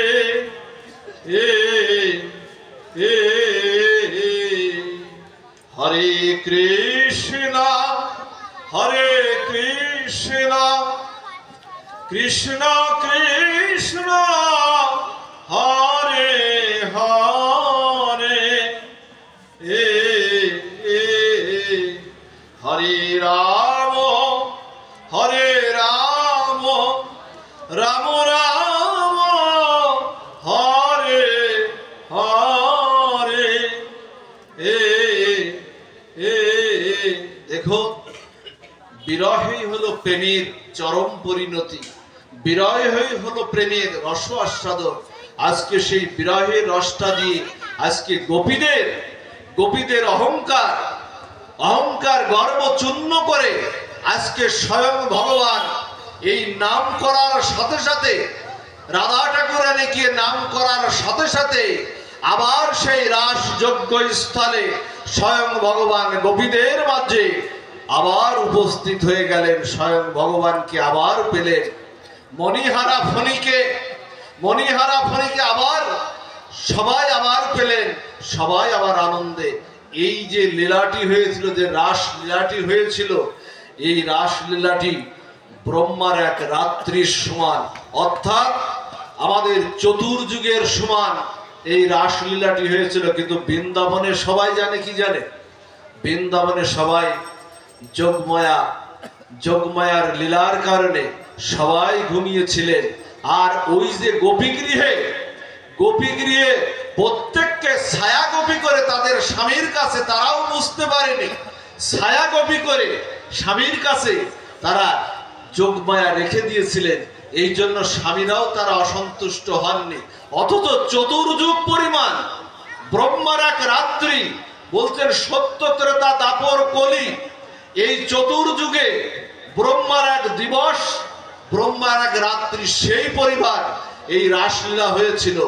ছায়া সবকিছু করে, যোগমায়া সবকিছু লীলা করে সবকিছুকে পরিপূর্ণ করে রেখেছিলেন। ও আপনাদের মনে আছে রামচন্দ্র লীলায় রাবণ কি স্বয়ং সীতাকে হরণ করেছিলেন? স্বয়ং সীতাকে হরণ রাবণ কি স্পর্শ করতে পারে? যা লক্ষ্মী, যা ভগবান নারায়ণের অংশ, সেই অংশকে স্বয়ং সীতা, রামচন্দ্রের অংশ, সেই স্বয়ং সীতাকে কি রাবণ স্পর্শ করতে পারে? রাবণ জ্বলে পুড়ে ছাই হয়ে যাবে না? রাবণ যাকে হরণ করেছিলেন সে হলো ছায়া সীতাকে, আর মূল যিনি লক্ষ্মী তত্ত্ব যে সীতা, সেই সীতাকে রামচন্দ্র ভগবান অগ্নির কাছে, স্বয়ং ভগবান স্বয়ং অগ্নিদেবের কাছে রেখে দিয়েছিলেন। রাবণ যাকে হরণ করেছিলেন সে হলো ছায়া সীতা। পরবর্তীতে ওই যে সীতা দেবীর যে অগ্নি পরীক্ষাটা যেটা হয়েছিল, অগ্নি পরীক্ষায় স্বয়ং লক্ষ্মী তত্ত্ব সীতা আসেননি, ওই ছায়া সীতাই অগ্নির মধ্যে প্রবেশ করেছিলেন। কিন্তু পরবর্তীতে স্বয়ং অগ্নিদেব সীতাকে রামচন্দ্র ভগবানের কাছে নিয়ে এসেছিলেন। এই জন্য সমস্ত লীলা যোগমায়া, আমাদের দুটি তত্ত্ব, আমরা পাঠ বিশ্রামের দিকে চলে যাচ্ছি। দুটি তত্ত্ব আমাদের মহামায়া। আমরা কোন কবলে আছি মা? আমরা আছি মহামায়ার কবলে। এই যে স্ত্রী চাই, পুত্র চাই, ধন চাই, জন চাই, ছেলে ডাক্তার হোক, ইঞ্জিনিয়ার হোক, ভালো বাড়ি চাই, ভালো গাড়ি চাই, সুখ চাই, স্বাচ্ছন্দ্য চাই। মহামায়া কি করে? এগুলো আমাদের পূরণ করে কৃষ্ণ তত্ত্বকে ভুলিয়ে রাখে। আর যোগমায়ার কাজটা কি জানেন? যোগমায়ার কাজটা যোগমায়া বুঝিয়ে দেন যে না, এটা তোর পরিচয় না। সংসারে তুই দেবদুর্লভ মনুষ্য জন্ম পেয়েছিস, তুই ভগবানকে ভজনা করার জন্য, কৃষ্ণ তত্ত্বে যুক্ত হওয়ার জন্য, এটা তোর জায়গা না। মহামায়া তোকে কষ্ট দেবে। ওই যে ত্রিশূল দিয়ে অসুরের বুকে দিয়েছেন না মহামায়া, কৃষ্ণ ভুললে, কৃষ্ণ ভুললে, ভগবান ভুললে আমাদের ত্রিতাব্দকৃত যন্ত্রণায় আমাদেরকে অসুরের মতো, ওই যুগে অসুর ছিল আজকে নাই কিন্তু তা কিন্তু না, ত্রিতাব্দকৃত যন্ত্রণায় আমাদেরকেও বিদ্ধ হতে হবে। এই জন্য গীতায় ভগবান দশম অধ্যায়ের বিভূতি যোগে 10 নম্বর শ্লোকে গোবিন্দ বলছেন, তেষাং সতত যুক্তানাং ভজতাম প্রীতিপূর্বকম দদামি বুদ্ধি যোগম তম যেন মামুপজ্জান্তিতে। যুক্ত হয়ে যাও আমার সাথে, বলছে আমার সাথে যুক্ত হয়ে যাও। তেষাং সতত যুক্তানাং, আমার সাথে যুক্ত হলেই তোমার মঙ্গল, এছাড়া আর মঙ্গল নাই। যখন রাসলীলাটার যখন শেষ হয়ে গেল, চতুর্যুগ পরিবার ব্রহ্মার এক রাত্রি যখন শেষ হয়ে গেল, তখন কি হলো জানেন? হঠাৎ গোপীদেরকে বলছেন, যাও তোমরা তোমাদের স্বামীর কাছে চলে যাও। পতি ধর্মই সবচেয়ে বড় ধর্ম। এই জন্য গোবিন্দ দেখুন এখানে বার্তা দিলেন, যাকে ব্রহ্মা সাক্ষী করে, অগ্নিকে সাক্ষী করে, ব্রাহ্মণ সাক্ষী করে, যারা যেসব মায়েরা পতিকে বরণ করেছে, সে যদি অসুস্থ হয়, পঙ্গু হয়, অর্থ না থাক, বিত্ত না থাক, তাকে কখনো অবজ্ঞা করবেন না, তাহলে কিন্তু ভগবান কিন্তু অসন্তুষ্ট হয়ে যাবে। গোপীদের আবার পাঠিয়ে দিলেন, যাও তোমরা যাও, তোমাদের সঙ্গে পরম মধুর মিলন হয়েছে, তোমাদের কাছে পূর্ব প্রতিশ্রুতি ছিল, যাও তোমরা। গোপীরা কি করলেন জানেন? ভগবান শ্রীকৃষ্ণের আদেশে তারা ফিরে গেলেন। আর রাধারানী এদিকে কি করলেন জানেন? ললিতার সামনে রাধারানী আমার গোবিন্দকে কি করলেন জানেন? আলিঙ্গন দিলেন। যা অন্য সময় রাধারানীর আলিঙ্গন পাওয়া সম্ভব না। আলিঙ্গন যখন দিচ্ছেন, শ্যাম সুন্দরকে আলিঙ্গন যখন দিচ্ছেন, তখন ললিতা দেখছে কি জানে? রাধারানী স্বয়ং গোবিন্দের সঙ্গে মিলে যাচ্ছে। হঠাৎ ললিতা বলছে, দাঁড়া রাধা ঠাকুরানী, সখী দাঁড়া, শ্যাম সুন্দরের সঙ্গে মিলে যাস না, তাহলে গোবিন্দের সেবা থেকে বঞ্চিত হয়ে যাবি। সেই জন্য রাধারানীর পূর্ণ মিলনটা গোবিন্দের সঙ্গে হয়নি। যেটুকু মিলন হয়েছিল অর্ধেকটা, সেই অর্ধেকটাই কি হলো? শ্যাম সুন্দরটা গৌরাঙ্গ হয়ে, গৌর হয়ে, ওই তপ্ত কাঞ্চন রাধারানীর অঙ্গ কান্তিতে ঢাকা পড়ে গৌর হয়ে নদিয়া নবদ্বীপ লীলায় আমার শ্রীমান মহাপ্রভু হয়ে সেই ব্রজগোপীদের ঋণ শোধ করতে, রাধারানীর ঋণ শোধ করতে আমার মহাপ্রভু নদিয়া নবদ্বীপে অবতীর্ণ হলেন। আর যেটুকু বাকি ছিল, ওই যে অর্ধেকটা মিলিত হয়েছিল, অর্ধেকটা হননি, যেটুক বাকি ছিল ওইটুক কি হলো, ওইটুক কি হলো, ওইটুক গদাধর রূপে, দেখবেন পঞ্চতত্ত্বের মধ্যে গদাধর তত্ত্ব আছে না, ওইটুক বাকি, ওইটুক গদাধর তত্ত্ব রূপে পঞ্চতত্ত্বের মধ্যে প্রকাশ হলো। আর যেটুকু মিলেছিল ওইটুক শ্যামাঙ্গ ঢাকা পড়ে তপ্ত কাঞ্চন গৌরাঙ্গী রাধে বৃন্দাবনেশ্বরী নদিয়া নবদ্বীপ লীলায় আমার শ্রীমান মহাপ্রভু এই রাস নিয়ে, নামযজ্ঞ রূপে রাস নিয়ে আমার শ্রীমান মহাপ্রভু নবদ্বীপ লীলায় অবতীর্ণ হয়ে জীবের দুয়ারে দুয়ারে এই হরিনাম যজ্ঞ রূপী রাস পৌঁছে দিতে সবাইকে আদেশ করলেন। তাই তো তিনি বললেন, শুনো শুনো নিত্যানন্দ, শুনো হরিদাস, সর্বত্র আমার আজ্ঞা, করহ প্রকাশ, প্রতি ঘরে গিয়ে করই ভিক্ষা, বল কৃষ্ণ লহ কৃষ্ণ, কহ কৃষ্ণ শিক্ষা, প্রতি ঘরে ঘরে। আর বললেন যে শোনো মিশ্র, কলিযুগে নাহি তব যজ্ঞ, যে জনা কৃষ্ণ ভজে তার মহাভাগ্য, অতএব তুমি গৃহে কৃষ্ণ ভজ গিয়া, কুটিনাটি পরিহারি একান্ত হইয়া, সাধ্য সাধন তত্ত্ব যা কিছু সম্বল, হরিনাম সংকীর্তনে মেশালাম সকল। ওমা, আপনার নামটা আপনাকেই করতে হবে, মৃত্যুকালে আপনার গানটা কেউ গেয়ে দিয়ে যাবে না। মৃত্যুর কিন্তু একটাই গান, একটাই সুরলহরী, একটাই রাগিনী, সে হলো হরে কৃষ্ণ, হরে কৃষ্ণ, কৃষ্ণ কৃষ্ণ হরে হরে, হরে রাম রাম রাম হরে হরে। সেই নামটা আজকে এটা শ্রীবাসাঙ্গিনা, এই শ্রীবাসাঙ্গিনার থেকে সবাই সংকল্প করে নিয়ে আমার চৈতন্য মহাপ্রভু যেটা চেয়েছিলেন, জীবের প্রত্যেকটি দুয়ারে দুয়ারে আজকে এই হরিনাম যজ্ঞ রাস, প্রত্যেকটি দুয়ারে দুয়ারে, প্রত্যেকটি ঘরে ঘরে এই নাম যজ্ঞ রূপী রাস যেন হয়। এজন্য প্রত্যেকেই আপনারা যারা জপমালা নিয়েছেন জপে জপ করুন, কারণ মালাই জপ করতে হয়, মালাই জপিলে নাম আত্মিক উন্নতি হয়, উচ্চ স্বরে গাইলে নাম জীবের কল্যাণ হয়। এজন্য যজ্ঞানাং জপহস্মি, গীতায় দেখবেন বলছেন আমি যজ্ঞের মধ্যে আমি জপযজ্ঞ। ওমা, এটা সব সময় হবে না, বছরে এটা নৈমিত্তিক লীলা, এটা একবার ঘুরে ফিরে আসবে, কিন্তু হরিনাম যজ্ঞটা সব সময় 2 মালা 4 মালা 6 মালা এই হরিনাম যজ্ঞটা। কারণ কলিযুগে যুগধর্ম হলো হরিনাম সংকীর্তন, শুধু যুগধর্ম না, কলিযুগে জীবেরও ধর্ম, প্রত্যেকটি জীবেরও ধর্ম হলো হরিনাম।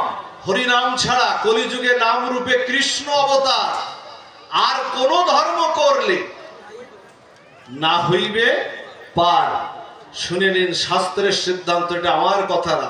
কলিযুগে যত ধর্ম কর্ম করেন না কেন, নাম যজ্ঞকে মাতৃশ্রাদ্ধ পিতৃশ্রাদ্ধ পূজা পার্বণ সব জায়গায় হরিনামকে যুক্ত করুন। তেষাং সতত যুক্তানাং বলছে, যুক্ত করে নিন। এই যুক্ত করলেই যুগধর্মকে প্রবর্তন করুন। যুগধর্মকে প্রবর্তন করতে হলে কলিযুগে আর কোনো উপায় নাই। কলিযুগে মুক্তির একমাত্র মহামন্ত্র হলো এই হরিনাম, এছাড়া আমাদের উপায় নাই। সবশেষে 2 লাইনের 2টো কীর্তন দিয়েই পাঠ বিশ্রাম। দেখুন, নীলাচলে মহাপ্রভু যখন গেলেন, নীলাচলের গগন আকাশে মহাপ্রভু হরিনাম করতেন। শুধু হরিনাম, কিন্তু আজকে এই যে হরিনাম হচ্ছে না, এখানে ভগবানের কথা হচ্ছে, শুধু কি আপনারা শুনছেন এখানে? বলছে না, এই যে বৃক্ষলতাদি যারা আছে না, পাখিকুলি যারা আছে না, সমস্ত দেবগন্ধর্ব, এখানে মুনি ঋষিরা নেমে এসেছেন। এখানে স্বয়ং ভগবান রাসলীলা থেকে স্বয়ং ভগবান শ্রীমতী রাধা ঠাকুরানীকে নিয়ে বলছেন, যেখানে হরি কথা হয়, যেখানে হরিনাম হয়, যেখানে ভক্তরা এক জায়গায় বসে হরিনাম করে, সেখানে আমি ধ্রুব প্রহ্লাদ নারদকে নিয়ে সেখানে আমি উপস্থিত হয়ে যাই। আর তোমাদের এই হরি কথাকে সম্মান জানানোর জন্য আমি ওই রাসক্ষেত্র থেকে আমি সিংহাসন আহরণ করি না, আমি দাঁড়িয়ে পড়ে তোমাদের এই হরি কথা শ্রবণ কীর্তন করে আমি দাঁড়িয়ে পড়ে তোমাদের এই হরিনাম সংকীর্তনকে আমি সম্মান জানাই। এজন্য কলিযুগে এই যে যুগল উপাসনা যেটা রাসলীলায় হয়েছে, কলিযুগের যুগল উপাসনা হলো শ্রী গৌরাঙ্গের উপাসনা। গৌরাঙ্গ ভজলেই আপনার যুগল উপাসনা আপনার হয়ে যাবে, আলাদা কোনো তত্ত্ব এখানে নাই। তাই কবি বলছেন, স্থাবর জঙ্গমাদি হরি বলে নিরবধি, গোরা পেয়ে কি লীলা চমৎকার, নিতাই গৌরাঙ্গ নিতাই গৌরাঙ্গ নিতাই গৌরাঙ্গ গদাধর। বলতে সবাই স্থাবর জঙ্গমাদি সবাই এই মহাপ্রভুর হরিনাম করছেন, যুগল উপাসনা নিয়ে, তিনি রাস নিয়েই তিনি এসেছেন। জীবেরও লাগিয়া সন্ন্যাস করিয়া রাধা প্রেম করল গোরা অঙ্গীকার, আবার সন্ন্যাস করিয়া ওই নীলাচলে বসিয়া রাধা প্রেম করল গোরা প্রচার। নিতাই গৌরাঙ্গ নিতাই গৌরাঙ্গ নিতাই গৌরাঙ্গ গদাধর। এই নামের মধ্যেই রাধা প্রেম, এই নামের মধ্যেই ব্রজ প্রেম, এই নামের মধ্যেই হলো সেই রাসের সেই গোপী প্রেম, এই নামের মধ্যে। সেই নামটাকে আমরা যেন আশ্রয় করি। আবার বললেন, উত্তম অধম কিছু না ছিল, কার ভজন নাই কার আছে এই বিচার মহাপ্রভু করলেন না। পাত্র অপাত্র বিচার না করে মহাপ্রভু কার ভজন আছে, কে কতটুক করেছে এই কলিযুগে, বলছেন স্মরণ করার সাথে সাথেই আমি তাকে কৃপা করে দেই। তাই বললেন, উত্তম অধম কিছু না বাছিল, যাচিয়া দিলে কখন, কহে প্রেমানন্দ এমন গৌরাঙ্গ, হৃদয়ে ধরিয়া বল, ভজ গৌরাঙ্গ লহ গৌরাঙ্গ, কহ গৌরাঙ্গে নাম রে। সকালবেলা উঠেই না বিছানার পরে বসে যদি এই কীর্তনটি করেন, হ্যাঁ গৌরাঙ্গ সুন্দরের এই কীর্তনটি করেন, হৃদয় মন বড় প্রসন্ন হয়ে যায়, ভালো হয়ে যায়, সারা দিনটা ভালো হয়ে যায়। যে জনা গৌরাঙ্গ ভজে সে হয় আমার প্রাণ রে, ভজ গৌরাঙ্গ লহ গৌরাঙ্গ, কহ গৌরাঙ্গের নাম রে। গৌরাঙ্গ জপিলে গৌরাঙ্গ ভজিলে, কলিযুগে আর কোনো ভজন নাই মা, গৌর ছাড়া আর কোনো ভজন নাই। বলছেন গৌরাঙ্গ জপিলে গৌরাঙ্গ ভজিলে, দুঃখের হয় অবসান রে। তুমি গৌরাঙ্গ বলিয়া, সবাই একটু দুবাহু তোলেন, তুমি গৌরাঙ্গ বলিয়া দুবাহু তুলিয়া নাচিয়া নাচিয়া বেড়াও রে, ভজ গৌরাঙ্গ লহ গৌরাঙ্গ, কহ গৌরাঙ্গের নাম রে। কৃপা হোক আপনাদের, করুণা হোক, রাসের সেই অপ্রাকৃত হরিনাম যজ্ঞের সেই কৃপা, সেই গোপী কৃপা, সেই রাধারানীর করুণা, সেই ব্রজপ্রেমের করুণা আপনাদের উপরে ঝরে পড়ুক।